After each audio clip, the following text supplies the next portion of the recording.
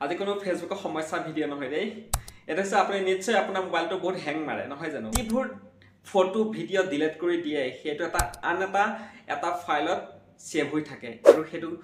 কেনেকৈ ডিলিট কৰিব ক'ত সেভ হৈ থাকে সম্পূৰ্ণ কৈ চাওক বলক স্ক্ৰিনলৈ লৈ যাম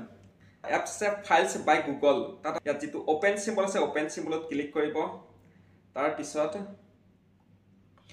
থ্ৰী ডট আছে থ্ৰী ডটত ক্লিক কৰিব এটো যেটো ক্লিক অপচন আছে ক্লিক অপচনটো আপুনি ক্লিক কৰি দিব তাত যাব লাগিব এটো বিন অপচনটো ঠিক আছে বিন অপচনটো যাব তাত গৈ পেলাই আপুনি হেখিনি গুটেখিনি ডিলিট কৰিব চাক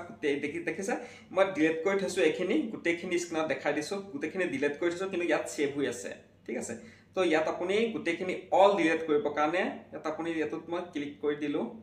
ইয়া হৈ গল যেটা অল ডিলিট মাৰি দিম সব দেখিলে বাস 44 টা ফাইলস ফটো আছিল সব ডিলিট হৈ গল গটিকে আপোনাৰ মোবাইলটো যদি এনেকুৱা যদি হ্যাং হৈ থাকে গটিকে মই যি দৰে দেখাই দিছো আপুনি সেই দৰে কৰিব আৰু ভিডিওটো চাই যদি ভাল লাগিলে লাইক কৰিব কমেন্ট কৰিব আৰু শেয়াৰ কৰি দিব যদি মোৰ পেজটোলৈ নতুনকৈ আহিছে মোৰ পেজটো ফলো কৰি ৰাখিব এনেকুৱা ধৰণৰ কিছুমান ভিডিও সময়মতে পাই থাকিব কাৰণে ধন্যবাদ